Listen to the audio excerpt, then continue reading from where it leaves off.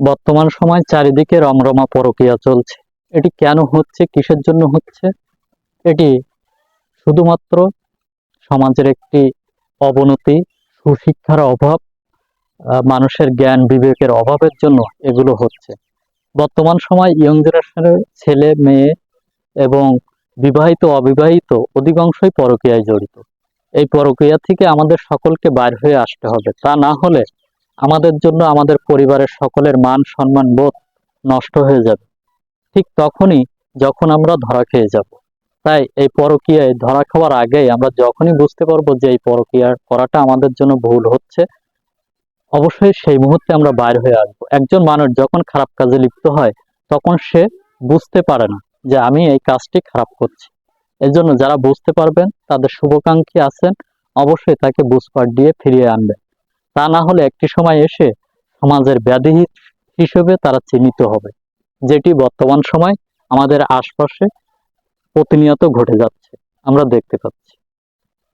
তাই আপনার স্ত্রীকে আপনি প্রতিনিয়ত গাইডলাইন করুন। আপনার স্ত্রী কার সাথে কথা বলছে, কোথায় যাচ্ছে, আপনি মেয়ে হিসেবে স্ত্রীকে প্রতিনিয়ত গাইডলাইন করুন। আর এখন বর্তমান সময় ছেলে মেয়ে উভয়ের গাইডলাইন এই ফোন। যে ফোনে আমিও একজন কথা বলছি, দেখছি, কথা বলছি।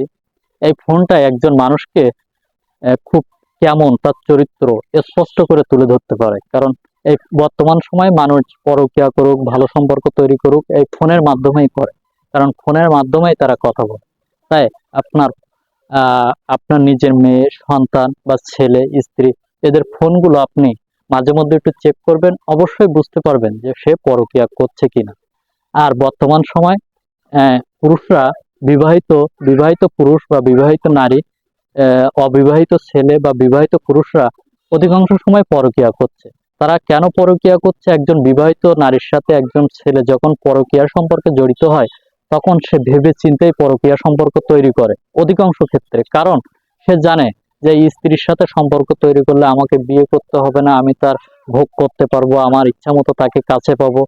এজন্য সে পরকীয়া সম্পর্ক তৈরি করে বিনা লাইসেন্সে একজন বউ হিসেবে পাওয়ার জন্য, যেটি সামাজিক ব্যাধি ছাড়া আর অন্য কিছু না। এটি শুধুমাত্র শারীরিক চাহিদা, শারীরিক আনন্দ মেটানোর জন্য শুধুমাত্র পরকীয়া সম্পর্ক করে থাকে।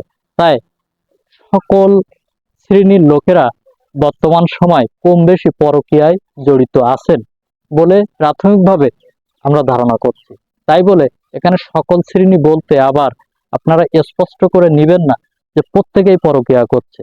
প্রত্যেকটি সমাজের মানুষ এখন পরকীয়ায় জড়িত, সেটি হোক ভালো ব্যক্তি বা খারাপ ব্যক্তি, একেবারে উপর থেকে নিচে পর্যন্ত প্রত্যেকটি খাতেই পরকীয়া জড়িত। যেমন সুদ ঘুষ প্রত্যেকটি খাতেই স্পষ্টভাবে জড়িত, ঠিক প্রত্যেকেই এখন পরকীয়ায় কম বেশি জড়িত। কিন্তু ভালোর ভিতরেও খারাপ আছে, আবার খারাপের ভিতরেও অবশ্যই ভালো আছে। ভালো মন্দ নিয়েই এই দুনিয়া। এই দুনিয়ার ভিতরে যারা বসবাস করে প্রত্যেকেই কিন্তু সাধু নয়। আমরা অনেকেই সাধু বেশে ঘুরছি, কিন্তু সাধু হতে পারছি না।